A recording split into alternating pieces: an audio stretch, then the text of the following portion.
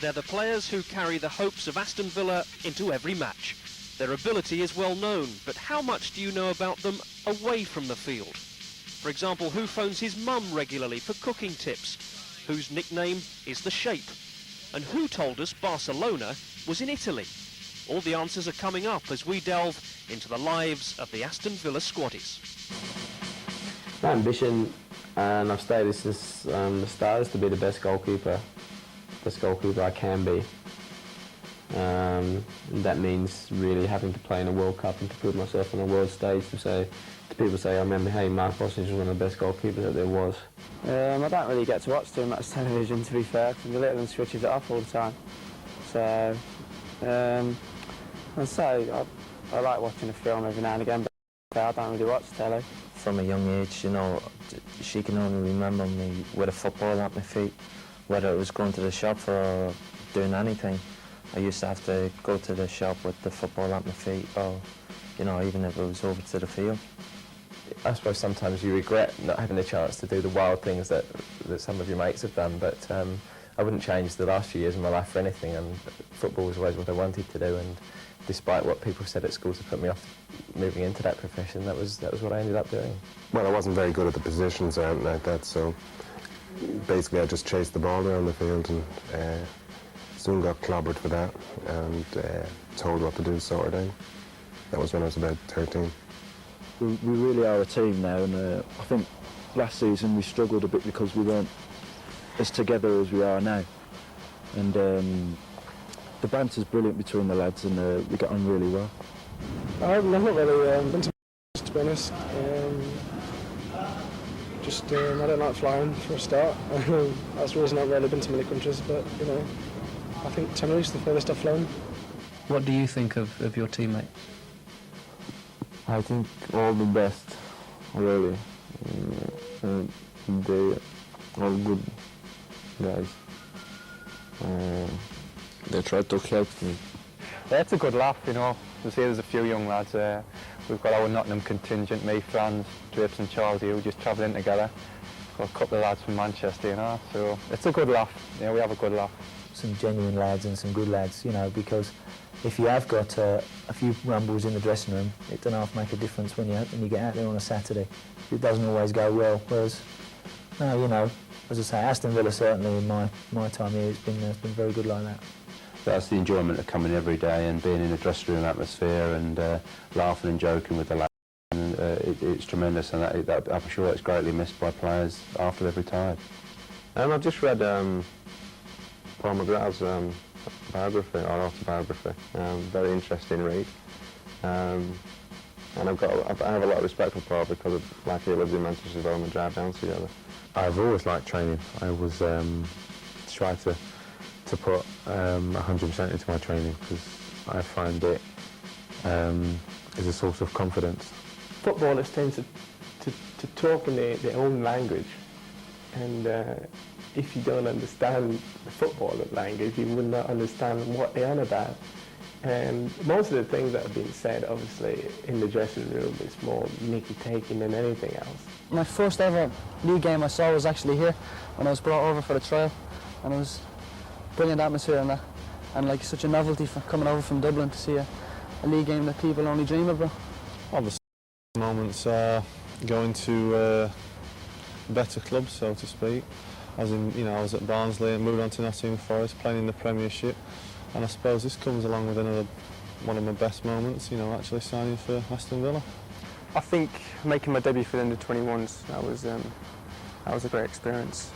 And also I played recently against Stockport down here, and that's my first team debut, which I really enjoyed. I had trials at a few other clubs, things didn't work out there, and it's a good friendly club. I've been happy here all the time that I've been here.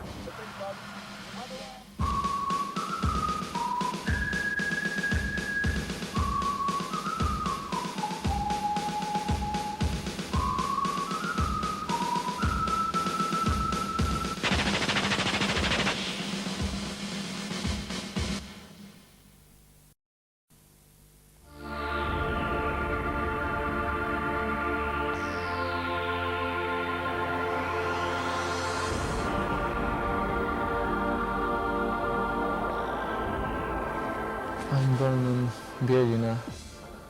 It's North Bosnia, northeast Bosnia, actually. I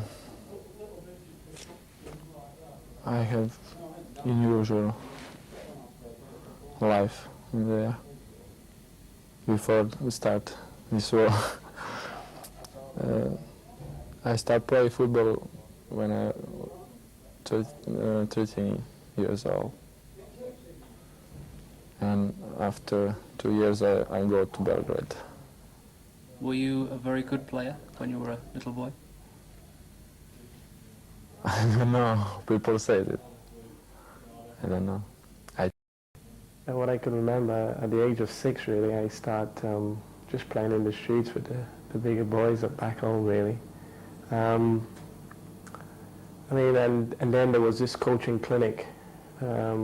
Used to happen every Saturday morning, and I was very fortunate to go to that every Saturday and try and just learn the basic really. And I was very consistent in terms of going week in and week out sort of thing.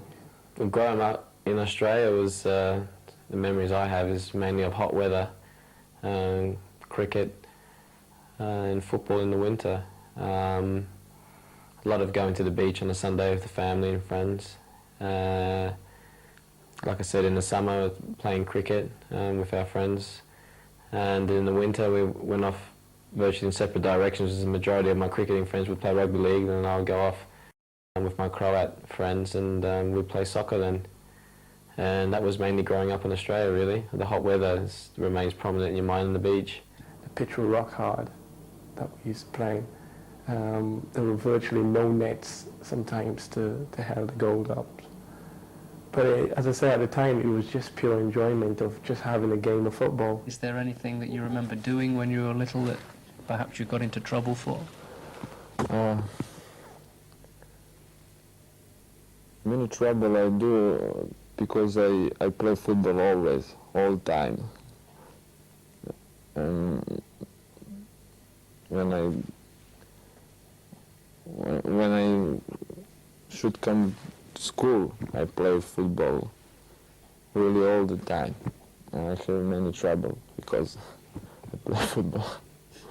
I'll tell that I'm a good kid. I think that everyone else would have fallen on the other side of the fence.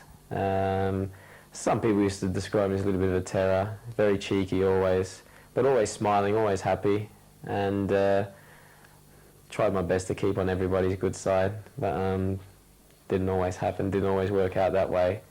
But I'll say, yeah, I was a good kid. In fact, I can remember my first pair of boots, and my dad brought me that, and I was dead chuffed about it. And I couldn't wait to show all the boys what my dad had brought me. What about your family? Tell me about your family. I have my dad, brother and sister. They're all living in Bosnia.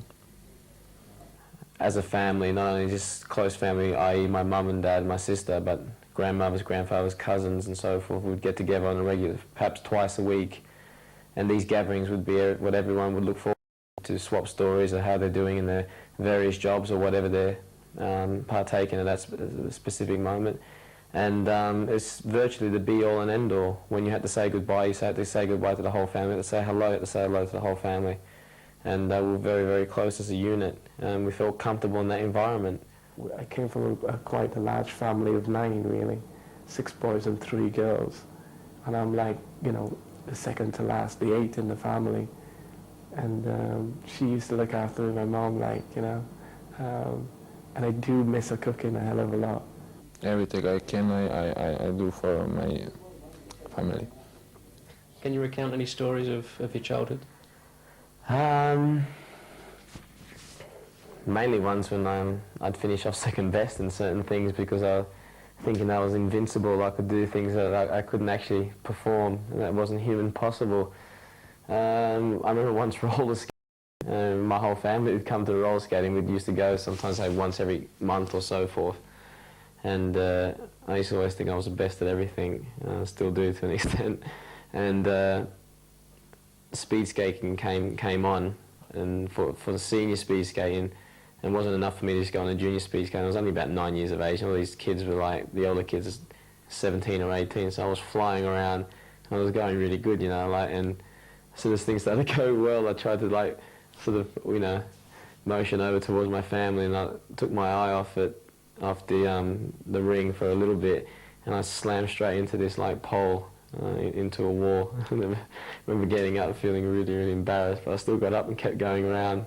And my family like to recall that story many a time, but there's thousands I could go into, but they usually end up, like I said, with mud in my face, so I don't like to recall many of them. When you were at school, did you play any other sports? Yes, I played many sports. I like ping pong, like you say. Big tennis, you know, I love that.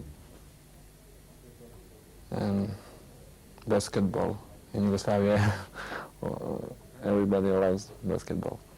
I knew that I had to, you know, the consequences that I had to face when I first came over here. That means giving up your cooking, my mother's cooking, all my friends, and in the sense that I wouldn't see them as often as I would like to. And having to come over here to make a new life of my own and meeting new people. As I said, getting used to the food, the way of life, everything is like completely different to the lifestyle I've been living back home, far different. Do you miss it? Yeah, very much so. I tend not to think about it a lot. I'd mull and probably miss it more than I'd like to admit, so I keep myself very, very busy. Very much preoccupied with what I'm doing over here, so I haven't got time to sit and think too much. I came to England in '89, and I can remember the snow was really terrible out here as well, though. And I'm thinking, no, this is not happening here. It's not happening here. Let me go back home, like, you know. But then I stuck with it, and I was determined to sort of not let my family back, but, you know, home, don't let them down. So I was determined, like deep down inside, to at least have a go at being a professional, even though it's something I've always wanted to do. But obviously with the interruption of like the snow making you change your mind a little bit, and it's freezing and things like that. But as I said, I was determined to success, at least give 100%. At least if it didn't work out, I can go back home to Trinidad again and say, well, you know, I've given my best. And that's all I could have done. I come to Aston Villa to try to get better, because in Yugoslavia League I do everything what I can. I've been 2 years best player in Yugoslavia. We've been first in league twice, first in cup twice also. I have every medals in Yugoslavia. I come to England to try to get better, try my playing get better. The way that I live now is the way that I think all young people back home would like to live. In your own house and your own car and having your own money, not having to rely on your mother and your folks for money and things like that. It's a big difference. And I'm saying it's not many people back home will have the luxury that I have had. I'm not saying it's been given to me, because I have to work very hard to achieve what I've actually achieved now. But as I said, I would not swap anything in the world for it now. I never really set out to become a footballer. You know, from a young age, it wasn't something that I dreamt of day in, day out. Maybe as a real youngster, yes, you know, I was always loved football. But as I started to get into my teens, I wasn't obsessed with sort of desperate to become a professional footballer. Started pretty young, I think, so my parents tell us I used to kick anything around. Tin cans are out, there's no footballs up in Geordie land, so probably just played at school and got spotted when I was about 13 and went to Notts County and probably know the rest. I always wanted to play football, whatever level it might have been. I played sometimes 3 games in a weekend at boys level, and when I was older in my teens. When I was at school, I was always very keen on my football. It was always drummed into me by my parents that I needed to make sure my education was right. And the teachers would sort of say, "Oh, do you know how many kids make it through to professional football?" So I did reasonably well at school. I mean, not as well as Mark Draper apparently, because allegedly he's got 7 O levels, but the lads are holding a steward's inquiry into that one. So, but no, I mean, I enjoyed my time at school, and the sport was a bonus for me at the time. I wanted to be an accountant. I liked the idea of playing with figures. But when I went to part-time, I found that wasn't for me. Ever since I was about 3 or 4, all I wanted to do was come to England and play. You know, I had plenty of support from the family. My father played Gaelic back home, which was the main game, and I just continued from there. And with having 3 brothers, we were all playing together, and it just went from there, really. I've done that already now, playing for the Villa, because I used to, sit in a stand thinking, I want to be out there playing for the Villa, and I've fulfilled that ambition now, and it's just been great. When I grew up in Dublin, born in London, then grew up in Dublin, and my first team was Pearse Rovers, and then Dalkey United. It's just outside Dublin. My league debut was against Villa, funnily enough, and it was, we won 2-0 and I played left back. I must have been quick in those days. But I played left back against Tony Daly, who had made his debut as well on that day. So that was quite interesting, and we won 2-0, and I don't remember much about it. It kind of whizzed past, It really did. I was just anxious not to try and do anything stupid, not to do anything, not try and be clever, just do my job, and thankfully it went okay and we won 2-0. I was asked to play for Chelmsford City, which was then in the old Southern League Premier, which is the same now as the Vauxhall Conference. Had 12 months there, near enough, and was spotted by Tony Barton, who was then assistant manager at Villa, asked to come up on a 2-week trial, and here we are, 19 years, and it's been a great time.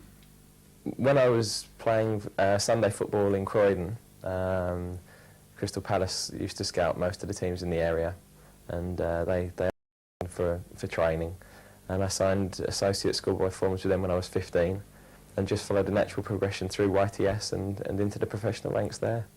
The say someone left school, be an apprentice and take it from there, and lucky enough to become a pro. Did you ever think of doing anything else at all? What, Newcastle? Not out. There's nothing else up there, to be fair. Everyone dreams football, so to be playing it is tremendous.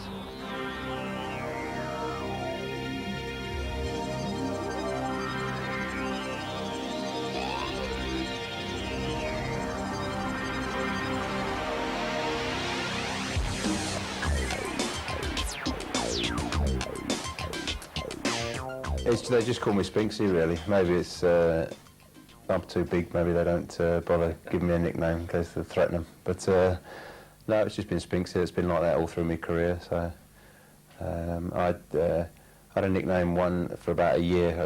They called me Briegel. Apparently I looked like a German, and they named me after the German fullback. But that's the only nickname apart from Spinksy that I've had at the club. But they call me the Gate, or Harry, which is something John Gregory dreamed up, some play on words with Enfield and Southgate, and he said it's a political borough or something, so I'm now Harry Enfield, and it's a weird and wonderful one. I started calling him Harry when he came because of there's a place in London, there's a district called Enfield and Southgate. It's a constituency in London, and obviously Enfield, Harry Enfield, and we haven't got Harry, so I thought it was logical that we better have Harry in the club. So he gets called Harry, he gets called H. The Gate has picked up just lately. I call him Gates. Another quiet lad, although he's got a tendency to throw 1 or 2 one-liners in and just keep them off a joke or prank going.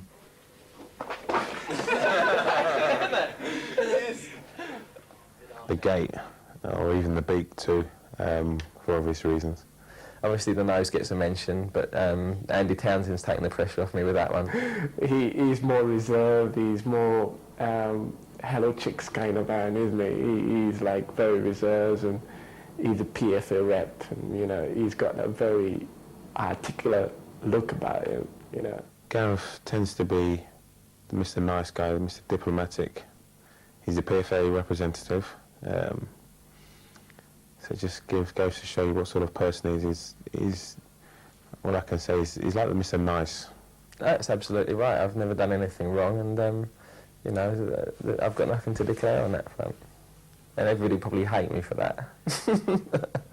When tomorrow? I'm going to. Yeah, I'm going tomorrow. I'm going now. Go. Thanks. All right. Bye. How many more mates are you going to bring round?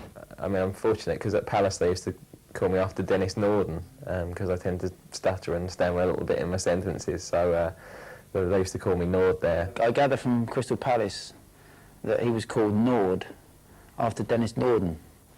Now, I wasn't too sure whether or not it was whenever he trained from Monday to Friday, you know, he was that bad in training that they used to say it'll be all right in the night.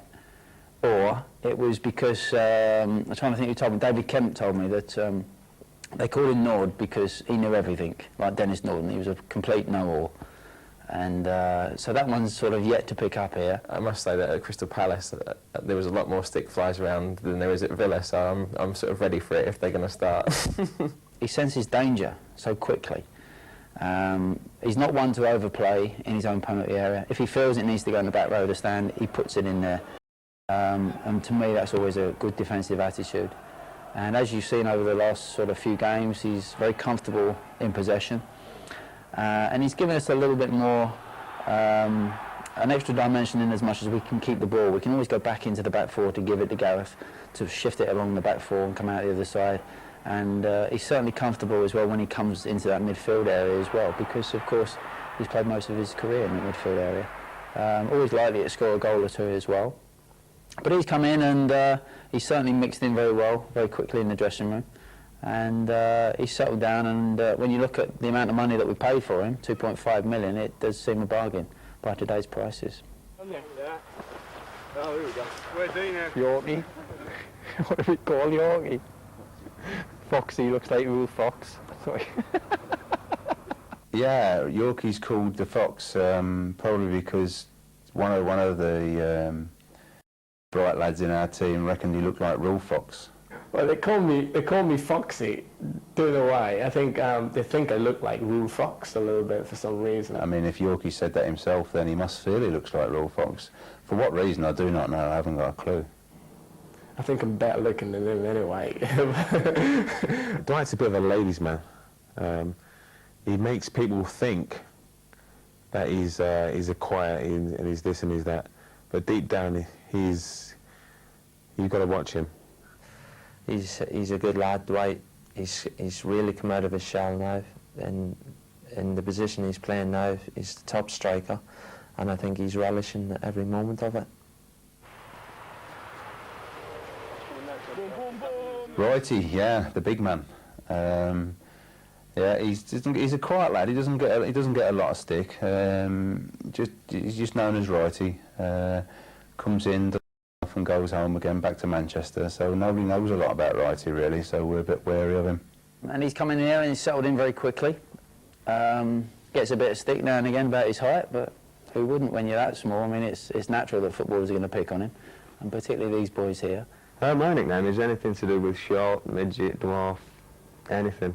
Papillon, I always call him that, Papillon. He looks like a prisoner of war sometimes, some mornings. When he comes in with his half-grown beard and, you know, his bonnet's going a bit. Baldy. That's one of my actually, people think we're twins. But I'm sure once you've seen this video, you'll see that I'm a lot better looking than what he is. So Alan Wright looks like Tom Hanks out of Philadelphia. When you see his boots in his place, you would think they're for the mascot. You really would, because he's got these tiny little feet, and yet strikes a fantastic ball. Can get up in the air and head a ball for somebody that sort of belies his height. He's tremendous in the air. Generally gets around the pitch very comfortably, he's very quick, and we think we got a bargain when we got him from Blackburn Rovers. I think the lads feel sorry for him. They don't like taking the mickey out of him too much because he's so small. But we don't know an awful lot about him. I think that'll change soon. We'll have to start getting into Macca's ribs to see if he can find out one or two things about him, or his previous club, or anything on him at all. But I'm sure by the end of the season we'll know one or two more things about him. You know who? Does anybody want to say anything? Definitely the freak, the Buzzy. Buzzy is definitely the loudest. He's very hyperactive kind of guy. As I said there again, he's one of my best friends at the club.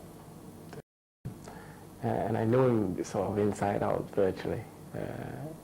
And he's got this nickname which I think he would kill me if I sort of mention it. But we call him the Freak. The Freak, yeah. Most of the lads call him the Freak because I think Dino actually gave him the nickname of the Freak.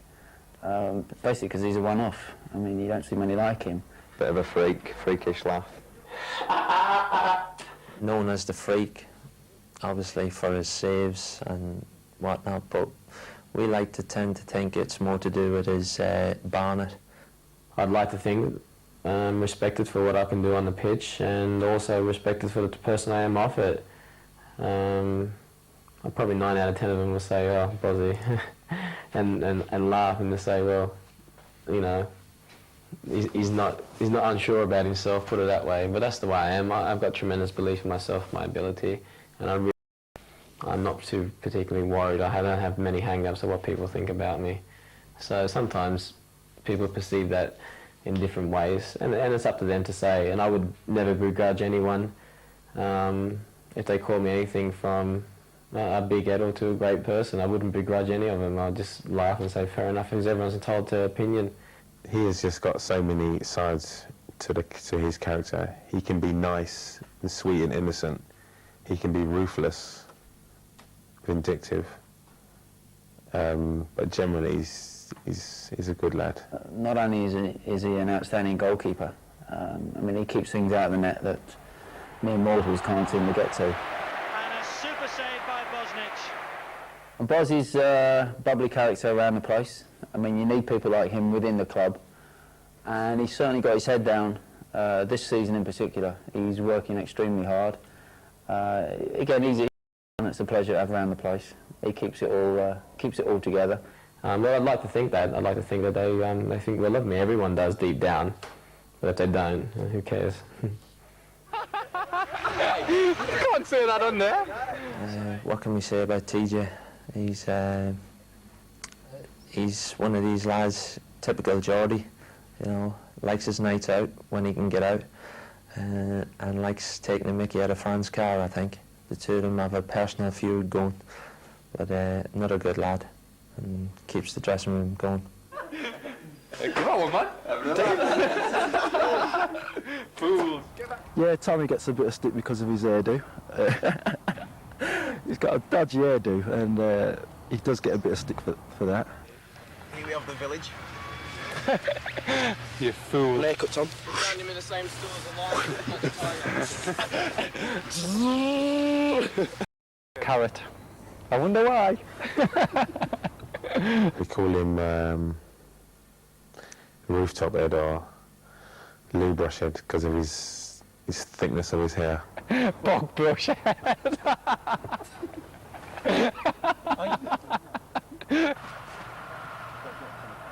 Not really, just no, just Ricky. They call me Ricky. So that's about it.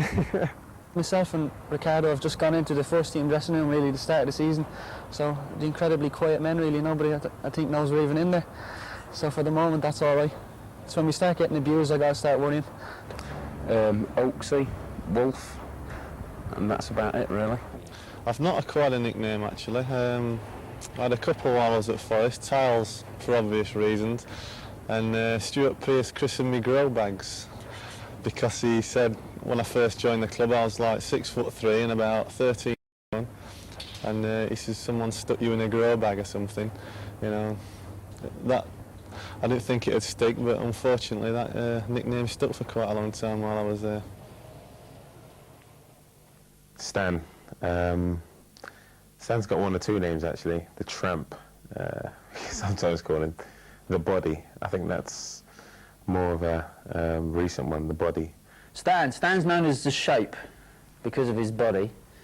He gets a bit of stick because he hasn't got too many muscles on his body. He gets a lot of stick from the likes of Andy Townsend, who is his teammate for the Irish team. Stan is the one I know. I've been called that right through from my Liverpool days, and it's not because of Stan Laurel, I'll tell you that now. But it was an old coach at Liverpool called John Bennison, and he was around in the times when there was Staunton playing. So when I first came, he just automatically, because of my surname being Staunton, he just started calling me Stan. And then after a few weeks, he started calling me Steve, but by that time, the lads have latched on and started calling me Stan. I've heard a lot worse nicknames than that, so I'm quite happy with it. Thinks he knows everything. To be fair, he does in some of the things, but knowing Stan's never wrong. And he can moan for fun, never stops moaning.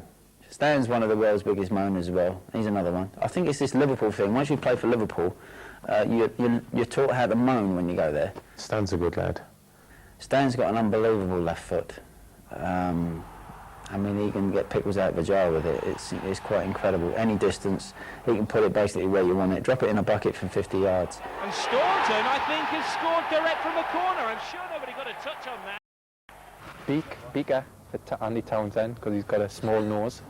I'm going to get hammered. For me, Andy Townsend is like top man. You know, he's a hell of a guy. As I said, he's got a lot of experience behind him. He's been at a number of clubs. He's a bit of a storyteller as well, Andy. Like, you know, he makes me laugh all the time. And he's got a bit of a surname as well. You know, we call him the Beak, but I can't tell you. You probably guess why. You guess why we call him the Beak. And Towner, yeah. Through his career, I believe he's been known as the Beak. For what reason? Doesn't spring to mind really, but. He's a good lad, Andy, and he comes in. You know, he dresses well for the lads and puts all his, gives it his best shot every day with his gear. And the Beak's his nickname, really. The Beak's a good lad, at the centre of all the pranks in the dressing room. I think he tries to get into the dressing room first and foremost, so as he can hang up whichever bad jumpers or bits of clothing that's been worn on the day, or to give out the yellow jersey, which he's deserved on a few occasions, but gets out of it due to his pranks. Big is a funny man. He knows everybody, anybody who's important. He knows. He's quite funny as well, actually, and he's quite sharp. I would say he was one of the boys as well. Tanner's dead dry. Like, he doesn't say very much, but when he does, it's like really funny. I think most footballers are the same. If someone starts having a go, the best way to get out of it is have a go back at someone else, but drag someone else into it. They call him the Beak after the bugle. He's another one that's from Nose City, I think. We've got a few of them, haven't we? So he gets a bit of stick about the bugle, but it's all in good heart because he dishes out quite a bit anyway. So we have a bit of fun with him in that respect. But to me, Townsend is a very underrated player. In my eyes, I don't really think he gets the credit he deserves because he rarely gives the ball away on a Saturday. If he does, it bothers him. You know, he's one of those guys, it really bothers him if he gives the ball away. Doesn't score as many goals, that's another one, working against him. He doesn't score enough goals. He's certainly one that I'd want in my team every week. And he's one that you want in the trenches as well because he's quite prepared to put his foot in, roll his sleeves up and get on with it. And of course he's got the cuts and bruises to prove it over the years.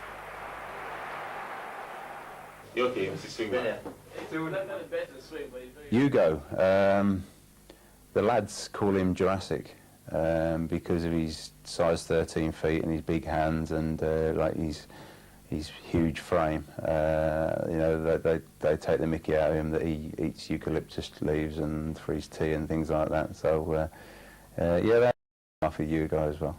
you call Hugo drastic, like, you know, you've never seen Drastic Park, obviously. He's like a big drastic, isn't he?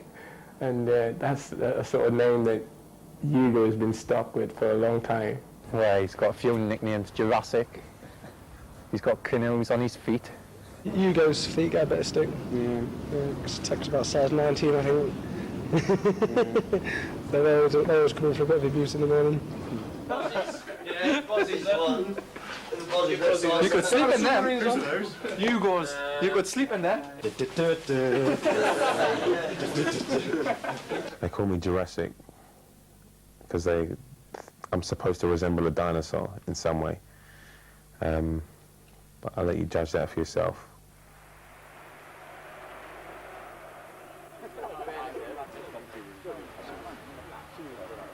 Well, Macca, what can you say? The Villa fans call him God, and he certainly is. He's still going at the age of 36, and quiet fella, but does his business on the park. His performances on the pitch speak for itself, really. It's just class above everybody else, really. He's just amazing, isn't he? I mean, he keeps going and going. I mean, he's got bad knees and that, but he just, you know, just performs week in and week out, you know, to the best of his ability. And, you know, he's absolutely brilliant. Well, I see Paul McGrath each morning. I expect to see him each morning. It wouldn't be the same if I went home and didn't see him. We're quite good friends now, I think. What he does, he comes in a wee bit earlier and he warms up on the bike in the gym, and some days he'll go out and join the squad. Other days, if his knees are a wee bit sore, he'll stay in the gym with me and do a wee bit more in there. You won't mind me saying this, but next month he'll be 36 years of age. Anybody to be playing Premier League football at 36 is magnificent anyway. He's pushing on a bit now though, but he'll still do a great job for you. A lot of respect for him and a lot of time for him. Paul McGrath, I don't think there's much I can add to what has already been said about him and written about him all these years. He's known as God in the dressing room, he's known as God throughout the country, really, particularly when he goes home to Ireland. I always see Macca as like a gentleman, as well as someone you can relate to as one of the players. I mean, everyone's got so much respect for him. Paul doesn't train. I think that's a well-known fact as well, but he's got such bad knees that really he just saves himself for match days. But as you've seen his performances in matches, really, he doesn't need to train. As long as he keeps performing like that each and every Saturday, we've certainly been very happy with him.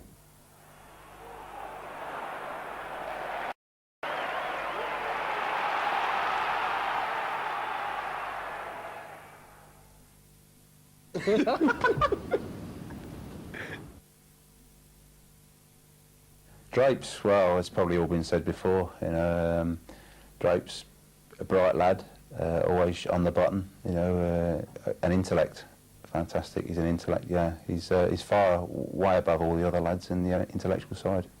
Well,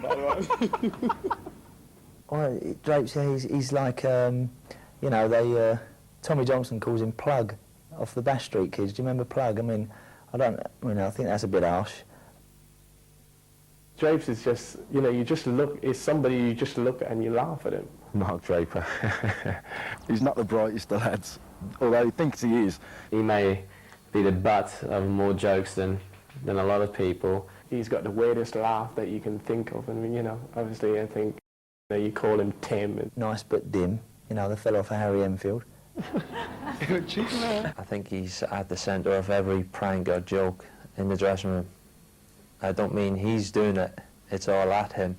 Oh, when Mark Draper's about to come in, I've just heard him laugh. He'll have a pair of jeans on and a jumper. Here we go.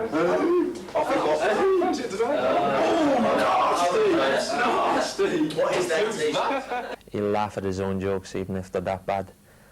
Team you'd most like to play against? That's just my top Italian sides, probably, like Milan or Barcelona. Thick. He's having one. He's not the brightest, Drapes, but he gets quite a bit of stick for it, and the way he dresses, the way he walks, lack of hair. Am I great? He ain't really got a lot going for him, to be fair. That's it, cut, I'm off. Mark Draper will play for England if he wants to. I mean, that's it. Milosevic. Draper. It's 2-0. And Mark Draper, the £3.25 million signing from Leicester City, gets his first Villa goal.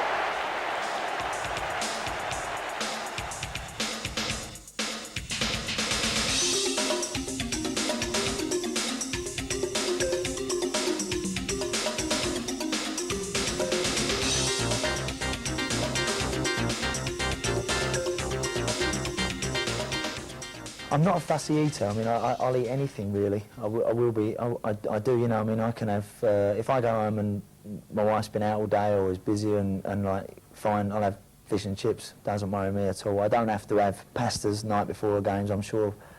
You know, Paul Barron at the ground will be cursing to hear me say this, but I don't. You know, I have what I want to have. Favourite food: pasta, Chinese, chips, doner kebabs, curries. I'll eat anything, but at the moment we're on a bit of a health kick, so fish and chips I'd say was a favourite. Or doner kebab and chips, that'd be my favourite. Spaghetti bolognese. That's my favourite food. The older you get, I think the more difficult it is to conform to all the newer kind of regime of diets and stuff like that. You know, I mean, I laugh at Alan Evans and John Gregory and Paul Barron. They're all sitting there eating broccoli and pasta and stuff like this, you know, and yet when they were playing, I can imagine them going into a canteen after training, and it'd be egg and chips and you know, a bit of bacon and a mug of tea. I have to say, probably one of Sarah's pasta dishes that she does for me now. I have to say that because I won't get any tonight. Favourite food's got to be chicken and pasta. Italian football thing that, you know, with the pasta. And being a footballer, you have to eat that pasta thing that you get used to. But I enjoy Italian as well. But if I have a choice, I'll have Chinese every day of the week if I could. Maybe have a pizza or something that would be on a Sunday. I'll let my body sort of recuperate and to rest and to sort of change the system around. But for the 6 days a week, or even 7 days a week, I mean, I'll have, like I said, a low-fat pizza or something like that, or a few biscuits and some milk on a Sunday. But for the majority part of the week, it's more of a necessity. I like Italian food, and that would be my first, probably Chinese second. Chinese, my favourite food, pasta, burgers and chips. Arrosnici. Italians, I like Italians, Chinese, and that's basically it. That's all I eat, really. Giorgio schnitzel. I have to say Chinese food. It's something like beef, steak. You say steak? It's something like that, but it's different. Favourite foods? Well, being Italian, it's got to be pasta. Favourite food would be Chinese food. Diet is 100% spot on. You've got to be ruthless with yourself and your body, and if you want to achieve great things, you've got to do extra than what the next man's prepared to do. That's the only way you're going to get places.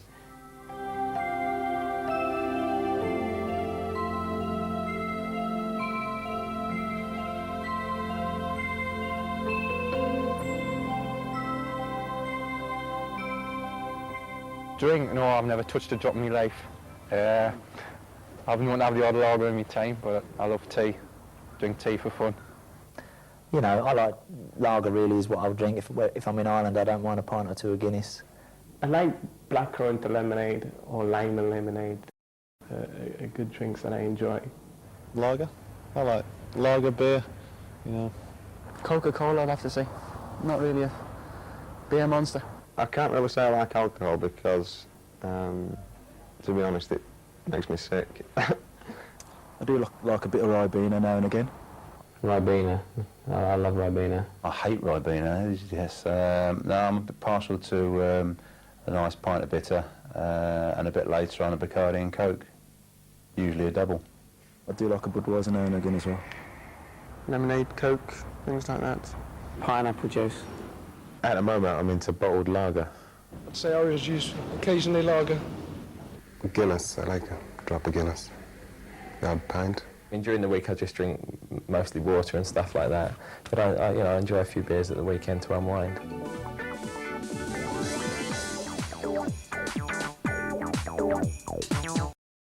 I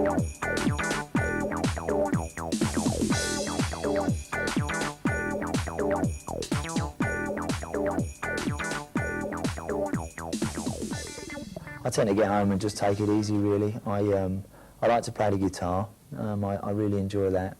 I've got a couple of nice guitars and a big collection of CDs and books and everything, you know, that can aid me along the way, try and make me a little bit better. But I do very much enjoy that. I watch very little telly really during the week, and in fact now OJ's all done and dusted. I don't know what I've got to do with myself, but I much sooner. You know, when the kids are gone to bed, if my wife's watching the telly, I nip to a little room I've got where I've got all my bits and bobs in there, and I just go and, you know, play my guitar really for a couple of hours or so. And I find that, you know, a good way for me of relaxing. You know, I can really enjoy that, and I don't bother answering the phone. I don't do nothing, as my wife will probably tell you. For the last sort of, really for the last couple of years or so, I've got into to motorbikes. My other brother Ken used to ride them a lot, and when he wasn't around, I used to jump on his bike and have a little go on his when he went around a few years ago when I was living at home. And I've always liked motorbikes. I can remember as a schoolboy being infatuated with getting a motorcycle, you know, at some stage, or a moped, anything to start with. I don't think my mum and dad were too keen on any of that. And as I say, my brother Ken had bikes, and he, touch wood, he never done himself any real harm, but he come off it once or twice, I think, and you know, my mum was going to be never going to be too keen to let me have one. So anyway, I sort of passed all my tests and that, and I bought myself a Harley Davidson, which is really nice. It weighs a ton, but it's a good bit of fun riding it. It is really good fun. I've also got a Triumph, which is obviously a bit quicker and a little bit more roadworthy, if you like. But I enjoy motorbikes. I do. I don't go mad on them. I very rarely go out on them. Obviously, in my profession, I'd be a fool to be pushing my luck with anything like that. So I tend to look for clear blue skies and Sunday mornings, and you know, I just generally take it easy. So if you see me, be careful. Cricket and tennis. I don't play as much cricket as I'd like to, but that's the way it is. But we have a cricket team through the year with the lads, and usually have a couple of games. And Steve Staunton is our waiter. He comes. He's a social secretary. He comes and gets all the beers from the bar and walks on the field of play while we're actually playing, and hands out the beers to all the fielders. So yeah, cricket, and I've just got into the last 2 years having a few lessons. Backhand's not the best, but it's coming on. I think golf would be the main one, then snooker. I like the golf, snooker now and again, especially in the winter, the indoor sport, but I do like my golf when I can get a game. Now I play tennis when I have time. Who do you play tennis against? Against my friends. I have some friends here. You know, many Serbs living here in Birmingham and in England. I play a bit of snooker when we're not training and stuff, just pass the time. I'm not too hard at it, but I enjoy a game. I like to swim. I like to play snooker. I have a girlfriend, so you could call that a hobby. Yeah, so I mean, that's my hobbies mainly. I do enjoy cooking. There are times, as I say, I like eating out as well.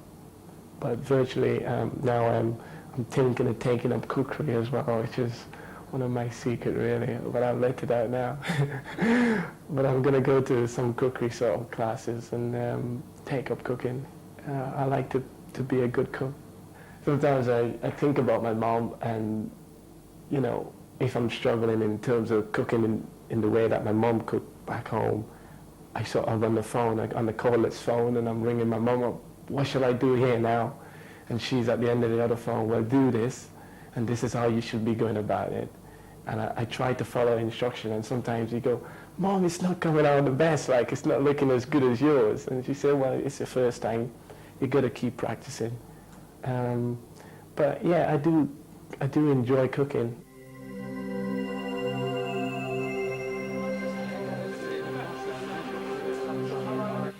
A trip to Belgrade will the deal which brought Savo to England. Villa were to play a friendly against his former club Partizan Belgrade, but the weather put a stop to that.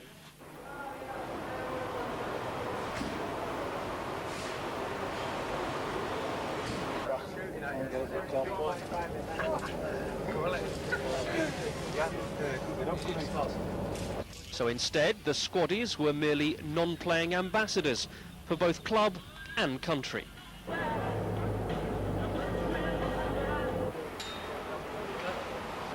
On arrival at the hotel, it was clear the weather may have won, but Villa's reputation meant they were still very much in demand, and the men who joke in the dressing room with each other on regular occasions played the more serious role with equal ability. There is about 1 degree here. And in Paris, it was okay, yeah. Same day. Yeah, the weather was fine for the moment. The fact it wasn't fine in Belgrade meant talking football was all that was left, plus a trip to an empty stadium. This is, you know, these two. Yeah. Trophies. For the European When you are born? 1970. 1970. It was 1966.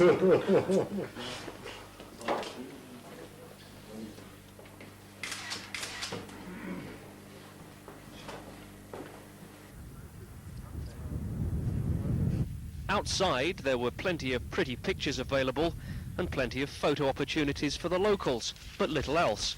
Except, would you believe, for some supreme optimism. If you stop.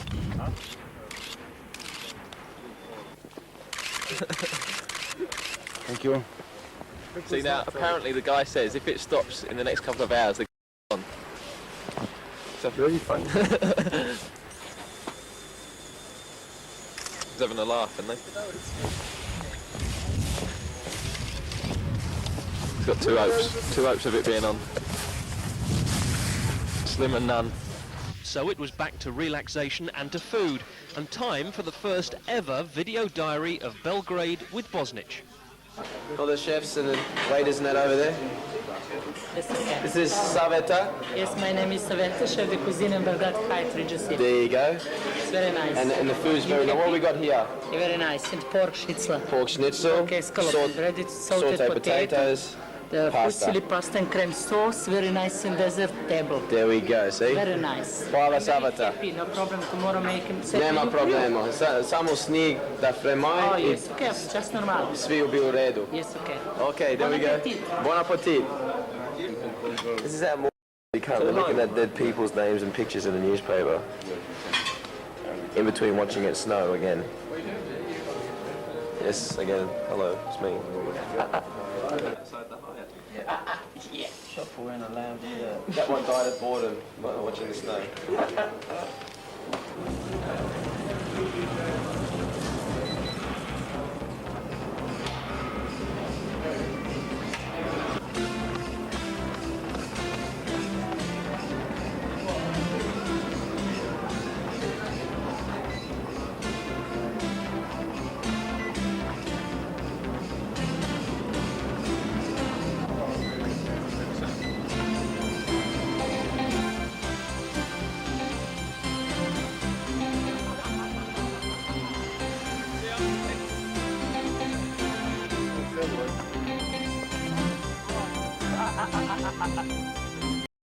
I am a Serbian.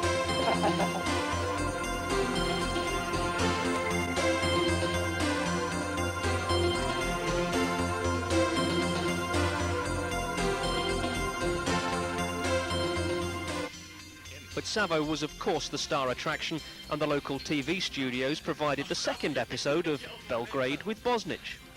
You got 5 minutes, right? 5 minutes, that's and then go, right? Because you've been walking around with us all day. There you've got Igor, Savo.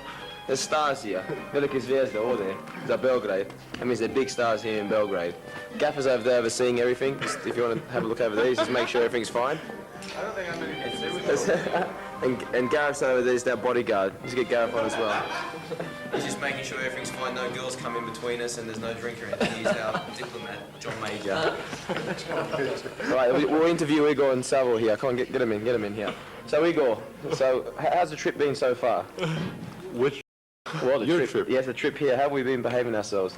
Well, fantastic. Fantastic. Yeah, I think the game was fantastic.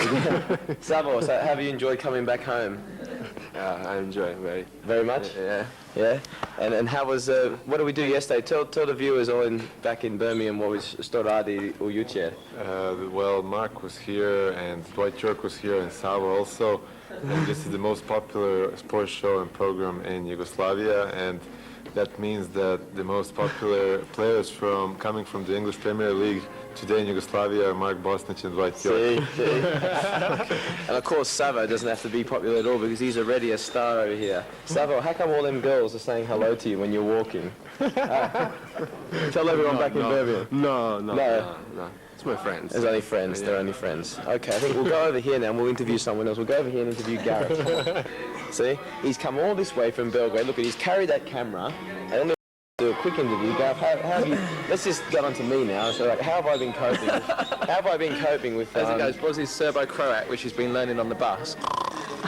It's come in very handy this trip. Tell him about like my say conversing techniques with like telephones and asking people for drinks and things like that. Tell them all. Actually, Bosny has been learning Serbo-Croat on his lingophone on the bus. Touching up.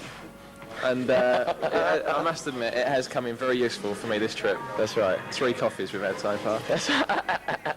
As we turn around now, we come round here, slowly but surely we come round, we'll find the gaffer. He's talking over here with Igor at the moment. If we just close in. Show and entertain. How you doing, boys? Hey, Gaff.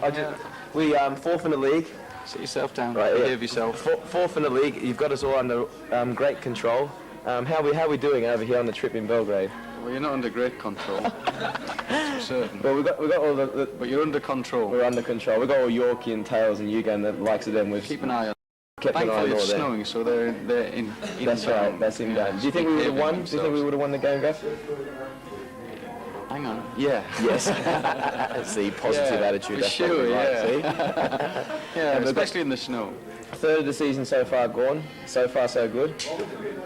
Yeah, okay. Yeah? Steady up to now. We're looking to put the pedal on now for the rest of the season. Steady as ever, boys, aren't we? That's right. Feet on the ground. That's it. Feet on the ground. Surprise a few. Keep nice and low key, and we'll be up there, top 6. That's what we're looking for. We'll surprise a few, like the gaffer said. That's just about it. We're going to sign off now. You've got all the camera work and footage that you'll need for the rest of the trip, so you should be happy. And that's it, yes. We're going to the banquet tonight, then we're in bed for 12 o'clock, just to show that we're, even on our weeks off, we're thoroughly professional. Okay, signing off. Good evening, ladies and gentlemen. Mr. President, it's my pleasure and honour to speak as the President of Aston Villa. First of all, the Belgrade hospitality knew no bounds, but it didn't meet with everybody's approval. That is like goulash. You guys says, can you have this beef with a different sauce? So you should have just slipped in. That is like goulash. You've had a nightmare, yeah? Not really happening there. Play safe and The players were destined to leave without a game, but with many gifts. And true to form, the jokes, one-liners and general mayhem continued through the night.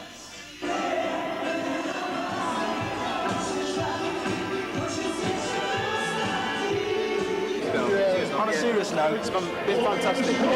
It's been frustrating because of the snow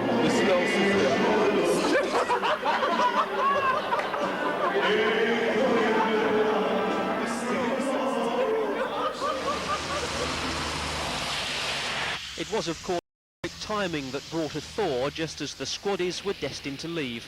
They'd been the perfect ambassadors. The chairman could feel justifiably proud of his team and indeed his club. The snowy insight into Savo's home was not to be forgotten.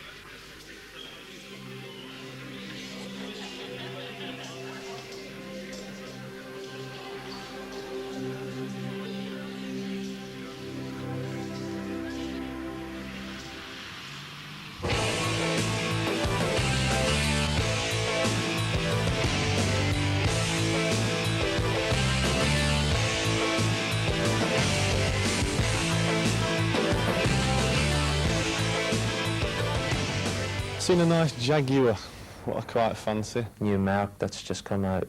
I think I'll be looking at that one. Maybe probably a Mercedes or a BMW. Honda NSX. much, but when you've seen it, it's superb. More of a Lamborghini, I think, you know. Definitely go for a BMW or something like that. Lamborghini Diablo. I'd have the top of the range of a Discovery. I haven't actually got a clue about cars. To be honest, I'm not really that bothered about cars. The Porsches, the top of the range BMWs, the 850 Ci, the Lamborghini. I'm not into flash cars like all the lads, you know, they've got all the BMWs, all the big-time Charlies. Let them get on with it.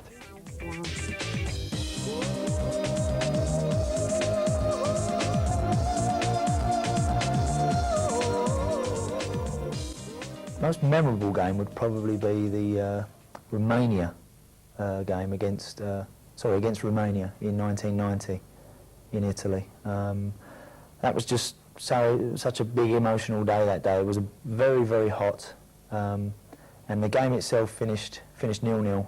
It was absolutely boring, and we then had extra time, and then of course we had the penalty shootout, you know, and this was all to play Italy in the quarterfinals in Rome. There was such a lot at stake, and when we come through that penalty shootout, and it was a fantastic feeling, you know, to get through that and to get through the next phase was just amazing. It was Ireland's first ever World Cup campaign, and it was a really, really fantastic day.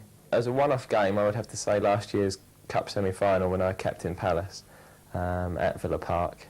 And a game we should have won when we drew 2-2 with Manchester United. Tolako's header, Dowie, Palace in the lead.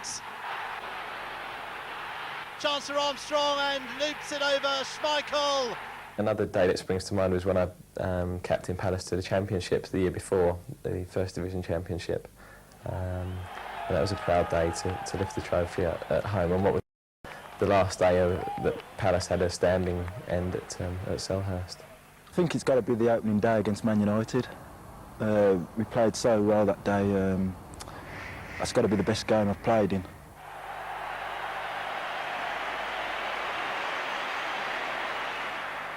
Dwight York, who has been busy in this first quarter of an hour, and a nice ball back to him from Townsend. That came off the forehead of Neville. Villa still have it. Here's Charles, just drilled it in. Taylor scores.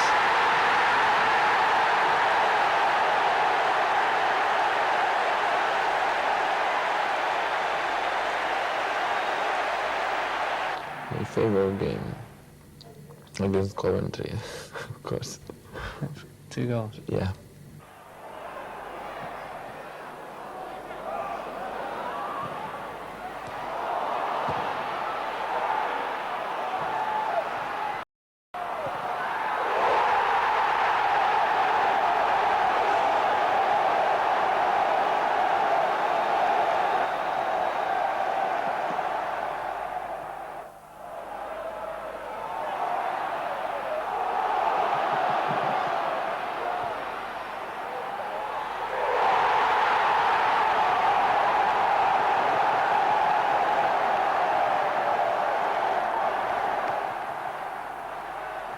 The first goal you scored for Aston Villa? Yeah.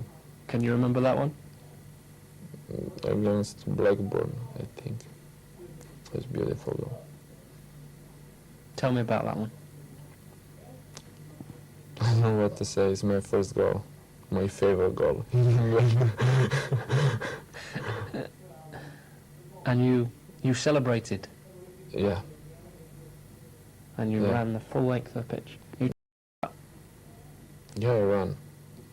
This goal is very important for me, and because of that I ran. I don't know what to do.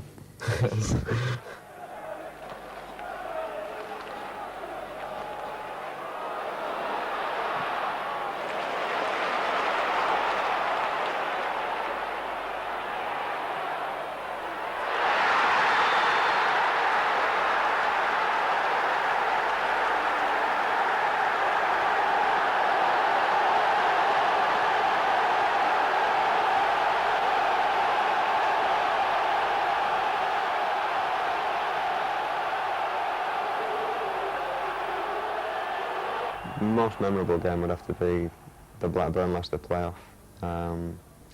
We scored a penalty, missed another penalty, and then we was under the cosh for about 40 minutes.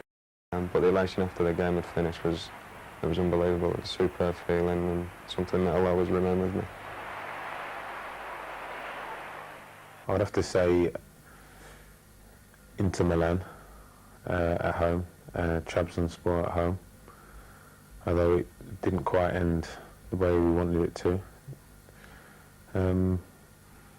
And Tottenham away this season, because I scored.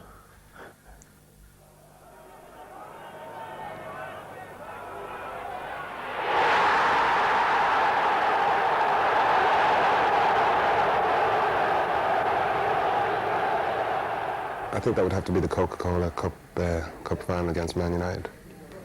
Obviously because it was against my old team and we won 3-1. Is there any particular memory of that game that you have?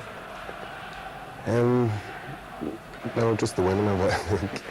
It went pretty quick, but it was just realising that we beat them. I think it was a big thrill for me.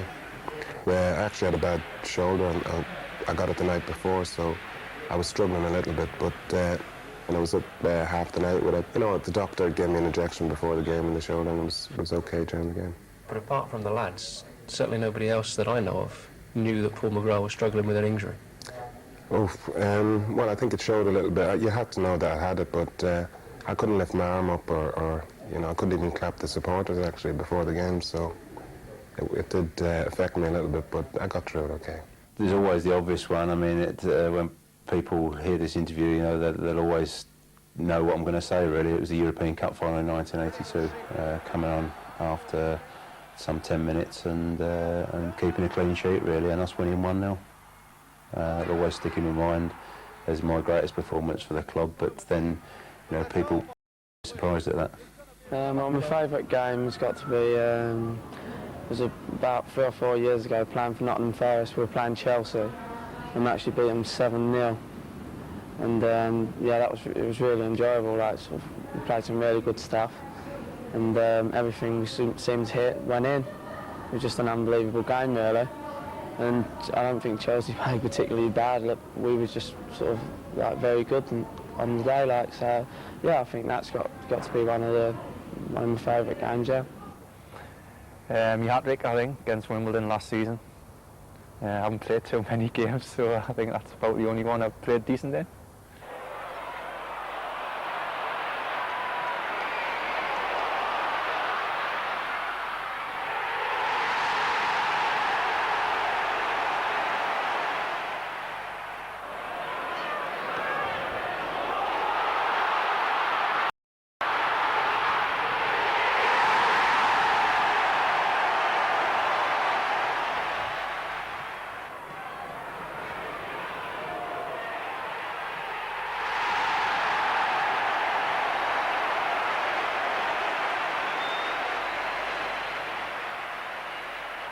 I've played in a couple of World Cups which were unbelievable. The atmosphere of the whole tournament, which is totally different to the one-off experience of an FA Cup or a Coca-Cola Cup. But I think the Coca-Cola Cup more so because it was Man U and they were at the height and they were going for the treble, really. I think everybody fancied them. They'd already won the league, as if it were, and they were in the FA Cup final. And I think everybody expected them to win the FA Cup final and probably beat us, but to stop them doing that was something special as well.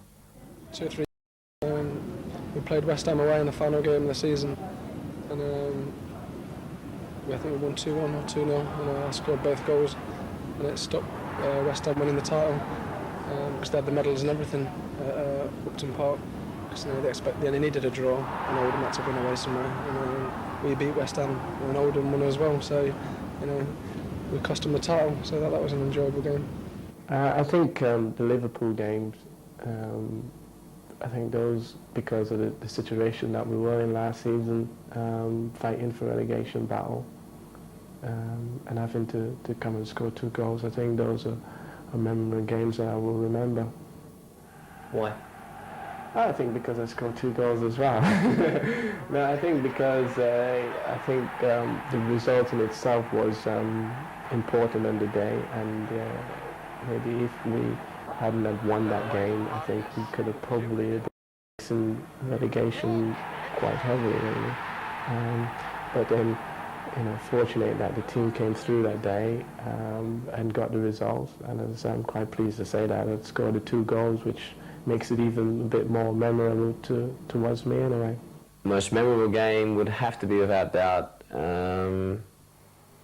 either semi-final second leg against Tranmere or the actual final of that Coca-Cola Cup that year. I mean, that whole run was memorable, and that's really my first full season.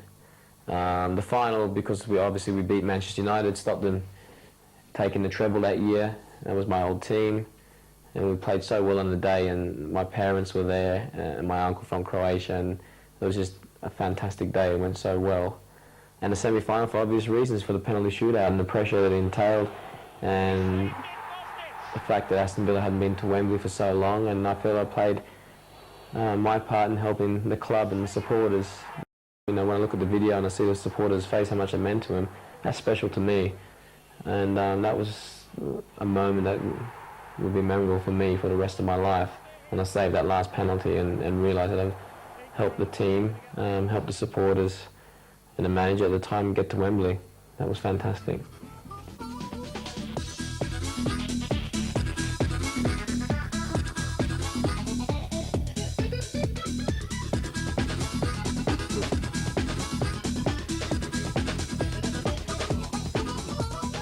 Any music really, all the chart music, the dance music. I like a bit of dance music, but I'm mainly soul-based. Oasis, Blur, In Excess, varied selection, not particularly one kind. Soul, funk, that type of music. Chant music and dance music, basically. I've really got into the Red Hot Chili Peppers at the minute. I think they're brilliant. I've been a big U2 fan for many. Very widespread, really. Anything from classical through to rap. I've got a few bits of classical music now, only joking. Just into dance music, really. I think if you're involved in a football team, you have to like virtually anything, just because the boys will bang something on the coach or in the dressing room, and you just get used to listening to everything.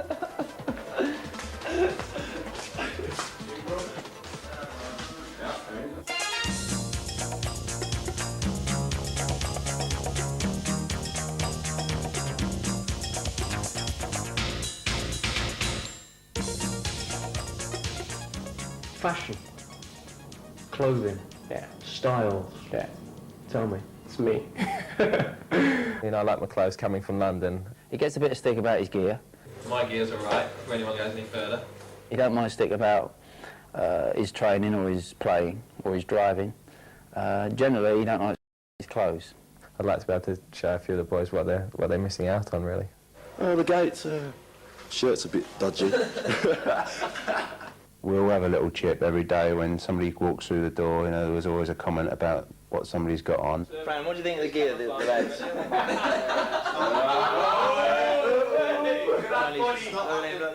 Players are always ridiculed if they've got the same tracksuit or the same trousers or jeans or whatever as they had the day before. They always get hammered for that. Jeans, not bad. Oh, look at that belt.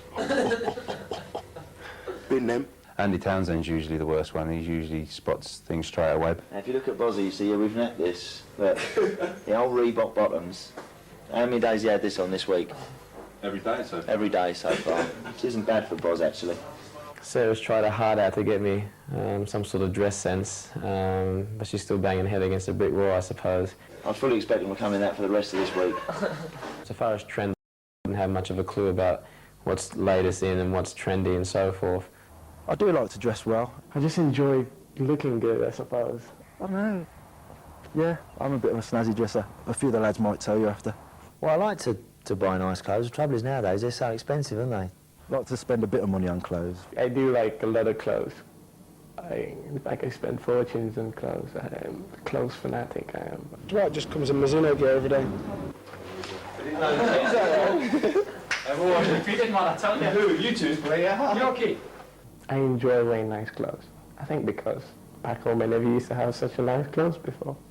Being a bit fortunate now that I can actually go out and afford to have a nice jacket, I go out and just buy everything that I like.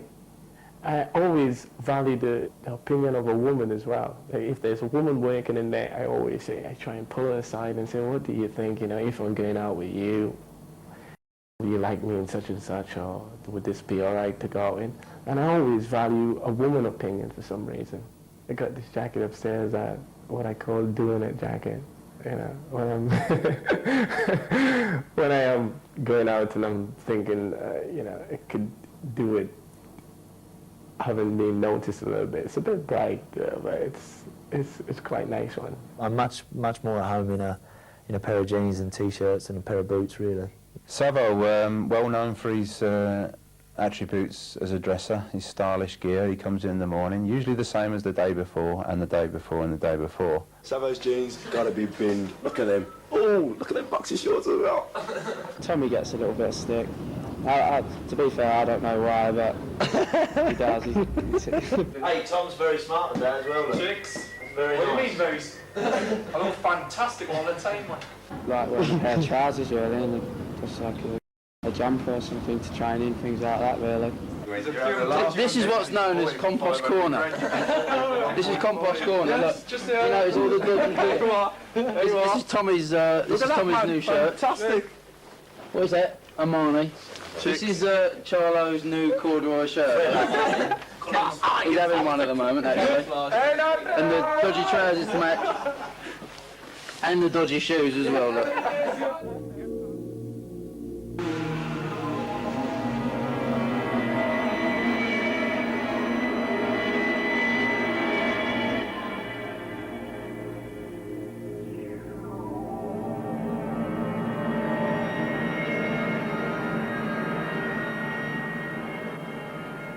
Too many to mention. I'm dreadful. I think I change at the same time every match day, an hour before kick-off. I put my left things on, my left boot and left sock, and well, that's it, left shin pad. I wouldn't say I've really got any superstitions, but I always tend to put my right boot on first. Yeah, I've got a few, yeah. I always tend to put my my left boot on first and my left shin pad. On the wrong feet. Try to do the same things, take off, you know, the shoe on the same foot all the time, and put on the right boot first, left boot second, right shin guard, and do the taping up at different times, and just little bits and bobs like that. Yeah, just the one superstition that I go out fourth, and I forgot to do that one day, and it didn't make the blowing bit of difference anyway, so I don't know why I do it. Yeah, I used to never shave the day before the game, but that's changed since the gaffer came now, because everybody's got to be clean shaven on a match day, so I've had to dismiss that one. I always used to go to the toilet for a number 2, so to speak, before I went out for the kick-off about 2:45, and that was it. Superstitions are just, you know, daily things that you go through, I think, and I don't think they make that much difference at the end of the day, but some players stick by them.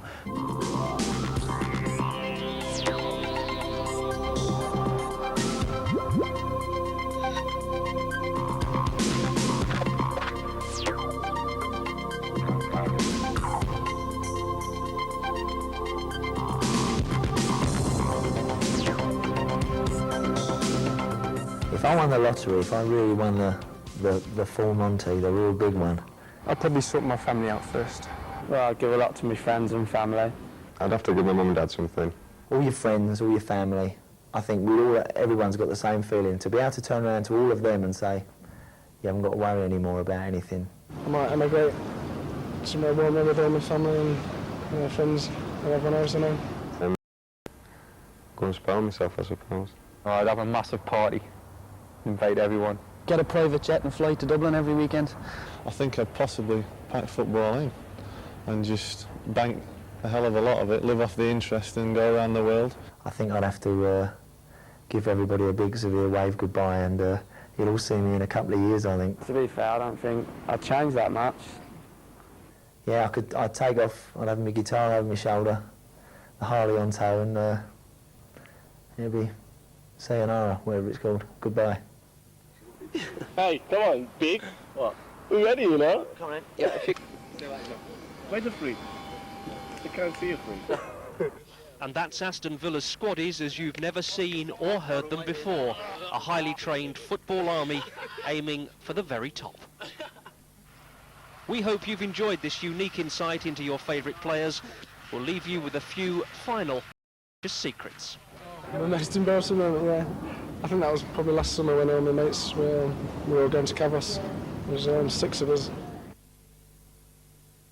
Got some of our mates' dads to give us a lift down to the airport, got all the suitcases in the car and everything.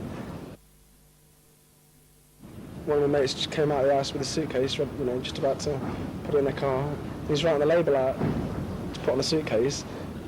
He's putting the date on and everything. That's not today's date, so he puts text on and we've got the wrong day, haven't we? We're flying the next day. Jack Chant was obsessed with not letting the lads go outside of the hotel because it was so stiflingly hot in Orlando. And one afternoon he said, look, there's a shopping centre, big shopping mall down the road. Go over there and you can have a couple of hours looking around. So a few of the boys have said, yeah, I need a haircut, or whatever. So we'd already been out there sort of 3 or 4 weeks, it was. We got into the shopping centre, and I said to Tony Cashman, I said, I wouldn't mind having it cut really short and having it done blonde. And this is well before Gaza, by the way. And he said, hey, you haven't got the bottle, trying to wind me up to make me have it done. And I said, no, I said, seriously, I wouldn't mind having it done. And when it was actually my turn, she said, what do you want done? And I said, right, I'm going to go for it. I said, I want it short and I want it highlighted and I want it cropped.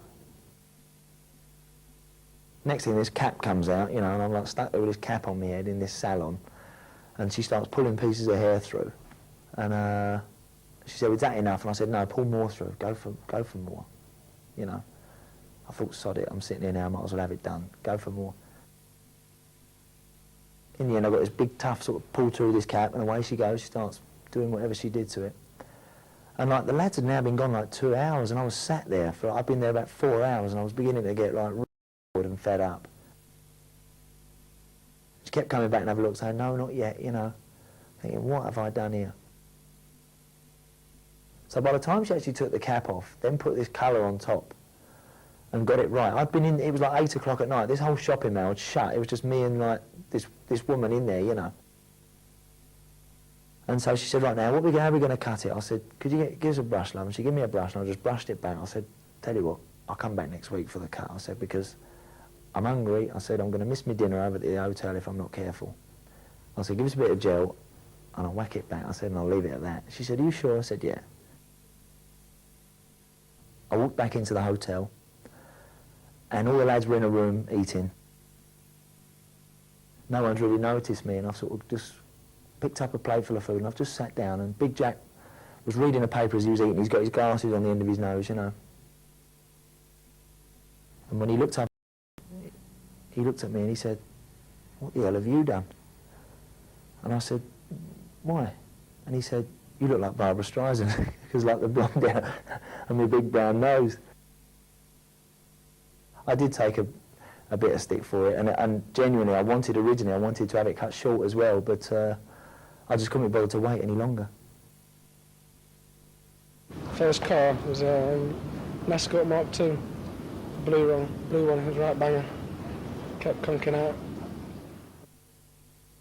Actually, one of the mates, one of the Notts County players, lung collapsed once when he was pushing me after a reserve game one night. Well, he pushed me up the road and I drove off. And, I didn't bother going back because I didn't want to conk out again. So got to train in the morning and found out it was in hospital. His lung had collapsed. So. The one in Ireland was probably the worst after the World Cup in 1990. There was 1 million people turned out to greet us in Dublin. It was mind-blowing, it was brilliant. And then when it had all died down the following day, we came back home, I think, with the children, and then we went back out to Dublin again. We had a lovely time, but all day long, wherever we was walking round the shops, people were wanting photographs all the time, and stopping here and could you sign this, And anyway, I walked around this side street, and I saw this girl with a camera in her hand, and she was actually across the other side of the road, looking at me. I've just sort of caught her eye, and she's happened to look at me. And I've looked at her, and she's got this camera, so I've kind of just stopped, sort of just put my hands by my side and just sort of smiled at her. And then she dropped the camera, and she went, can you get out of the way, please? And I turned around, and there was a statue behind me about 15 foot tall. I went scarlet, and of course I've never lived that one down because unfortunately my wife was there to see it. It's one of them ones where you just have a look over both shoulders and hope no one's seen it, but unfortunately she was with me, so it was one of the most embarrassing, yeah.